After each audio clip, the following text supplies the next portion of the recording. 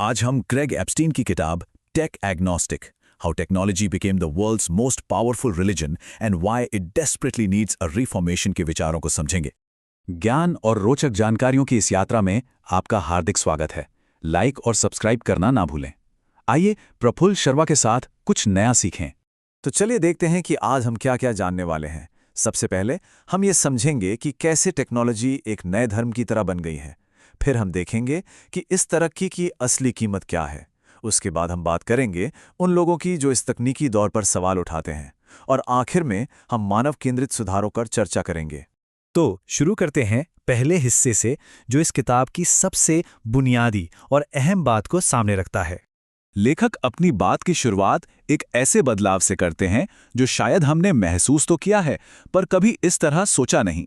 वो कहते हैं, आधुनिक जीवन की प्रमुख संगठनात्मक शक्ति के रूप में प्रौद्योगिकी ने धर्म का स्थान ले लिया है। और यहीं पर बात दिलचस्प हो जाती है। मतलब टेक्नोलॉजी अब सिर्फ एक टूल नहीं रह गई है, ये तो एक पूरे बिलीफ सिस्टम की तरह काम कर रही है। सोचिए, ये हमें मोक्ष का वादा करती है, लंबी उम्र और एक बेहतरीन जिंदगी का। इसके अपने रीति रिवाज हैं, जैसे स्क्रॉल करना, पोस्ट करना, ट्रैक करना। ये अपने नैतिक नियम भी बनाती हैं कि एफिशिएंसी और इनोवेशन सबसे ऊपर है। और हाँ, अपने फॉलोअर्स और कस्टमर्स की एक कम्युनिटी भी तैयार करती है। अब देखिए, ये विचारधारा आई कहाँ से। लेखक बताते हैं कि सिलिकॉन वैली की सोच काफी हद तक अमेरिकी प्यूरिटनिज्म से मिलती जुलती है। जैसे प्यूरिटन चयनित लोगों में विश्वास करते थे और सिलिकॉन वैली प्रतिभाशाली और संस्थापकों को मानती है।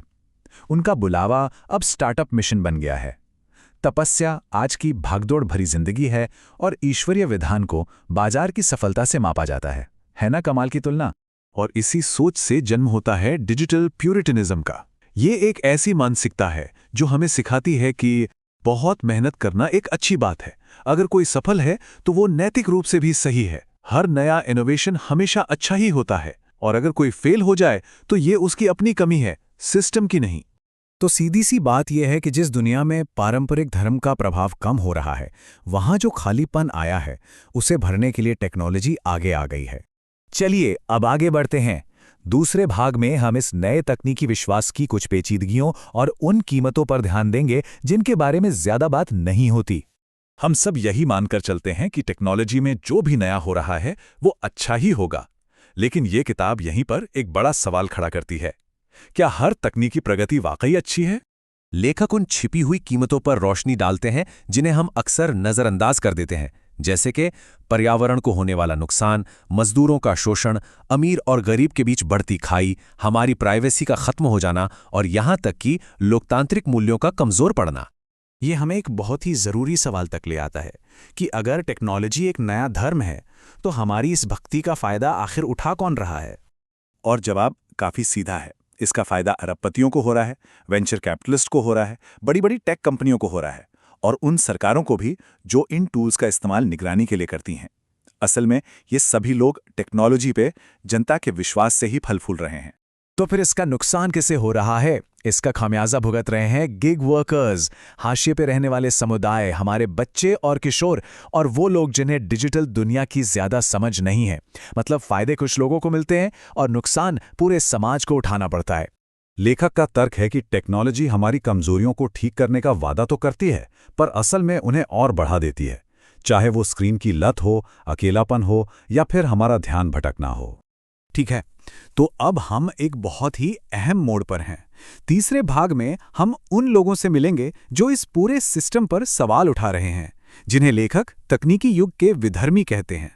लेखक यहाँ पर इतिहास के धार्मिक विद्रोहियों और आज के टेक्नोलॉजी क्रिटिक्स के बीच एक दिलचस्प समानता दिखाते हैं। वो विसल ब्लोअर्स, एथिसिस्ट्स, पत्रकारों, एक्टिविस्ट्स और शिक्षाविदों जैसे लोगों की भूमिका की सराहना करते हैं जो सच बोलने की हिम्मत रखते हैं। और यहीं से किताब का सबसे जरूरी आइडिया सामने आता है, टेक एग्नोस्टिसिज्म। इसका मतलब बड़ा सरल है। टेक्नोलॉजी की ना तो पूजा करो और ना ही उसे पूरी तरह से खारिज कर दो, बल्कि हर टेक्नोलॉजी को इंसानी मूल्यों के पैमाने पर तौल कर देखो। ये असल में दो एक्सट्रीम विचारों के बीच का एक बैलेंस्ड रास्ता है।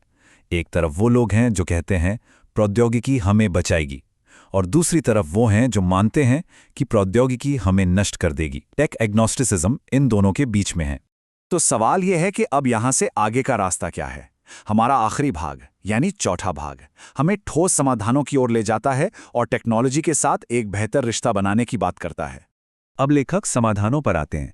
वो कहते हैं कि हमें ज़रूरत है नैतिक डिज़ाइन की, ऐसे इनोवेशन की जो समुदाय से निकलें, हर किसी के लिए डिजिटल साक्षरता की, सहानुभूति रखने वाले लीडर्स की, और ऐसी नीतियों की जो समाज के सबसे कमज़ोर लोगों की रक्षा करें। और किताब का अंत एक बहुत ही बोल्ड और शक्तिशाली विचार के साथ होता है। प्रौद्योगिकी को सुधार की आवश्यकता है, ठीक वैसे ही जैसे कभी धर्म को सुधार की जरूरत पड़ी थी। और इस सुधार का, इस रिफॉर्मेशन का मूल सिद्धांत क्या होना चाहिए? एक बहुत ही सरल लेकिन गहरा विचार, मानव गरिमा ही हमारा मूल डिजाइन सिद्धांत होना चाहिए। आशा है आपको ये जानकारी पसंद आई होगी। अधिक जानकारीपूर्ण अपडेट प्राप्त करने के लिए लाइक और सब्सक्राइब करना न भूलें।